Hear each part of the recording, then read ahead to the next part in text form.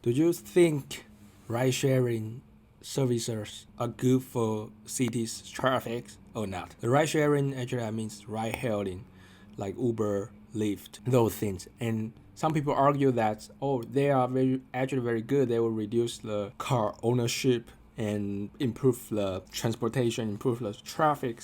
Some people argue, if you can take those ride-sharing things, then you wouldn't really want to take real public transit so that they increase the traffic. So today we are going to look at a paper which really analyze the data across many different cities in the US and to see after they introduce Uber or Lyft, what kind of changes that happen. The conclusion I will give you first. So far, the ride sharing actually intensifies urban rural congestions. That means they make the traffic worse by a certain percentage. Okay, so let's just look into that. And this study was done by MIT and some other collaborating universities, and they analyze the data sets. They cover the mobility trends and some social demographics changes. Basically, it's a study they do a lot of variable control and try to find out after those years they introduce ride sharing, what happened to the traffic in different cities. Okay, so overall they found out the congestions increased by almost 1%. You may say 1% is big, you may say 1% is insignificant, but the next data will tell us more. The duration of congestions rose by 4.5%. This one, I think, is quite significant. 4.5%. You couldn't really say, that's actually just not statistically significant. It is. And there's also more important thing is there's almost 9% drop, 8.9% drop in public transport ridership. So that means some people originally they may take subway, but because of those ride sharing is very cheap and accessible, so they just order an Uber, so they take it instead of taking the subway MRT system. So they definitely will make the traffic worse. Ideally, these kind of Uber ride sharing things will decrease the private vehicle ownership, and it did, but it's just 1%. Maybe it's not as much as we thought. And I was really want to clarify. I personally like Uber. I like Lyft, these kind of services, because I personally don't own a car, and I find it very very convenient. I took a lot of Uber or Grab when I was in Southeast Asia.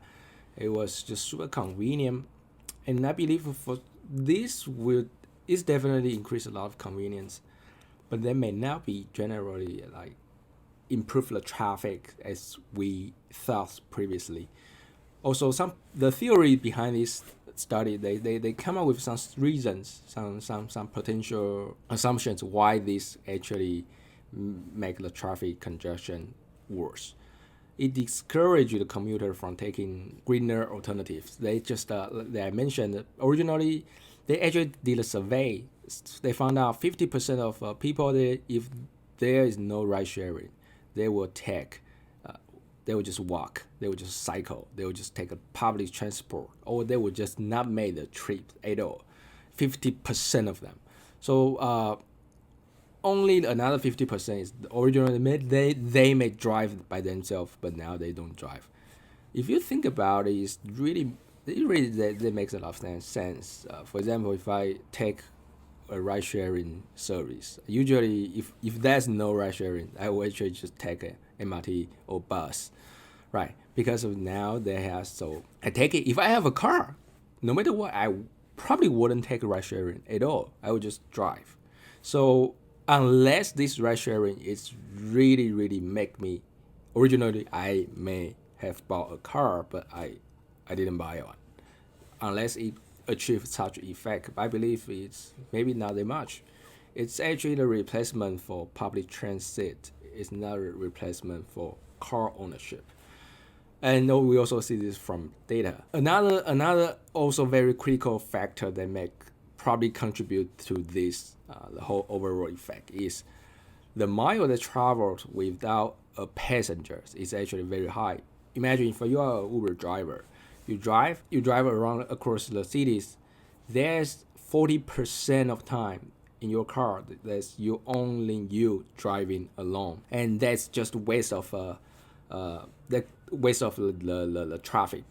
Why do I say so? Because when you travel alone, you actually didn't achieve anything because your driver, you didn't really transport other things from point A to point B, and so that's the factor that make the traffic worse. And if there's 40% of the time there's drivers just drive alone without passengers, that's actually bad for the traffic. So when the driver drives alone without any passengers, that's when he contributes more traffic to the city. Okay, so that's the overall summary of the research. I think they provide us a better view of how the ride-hailing services affect the city's traffic. And I believe this is just the start, very early stage of the research. Maybe in the future, overall, over the long run, they will reduce car ownership by more percentage.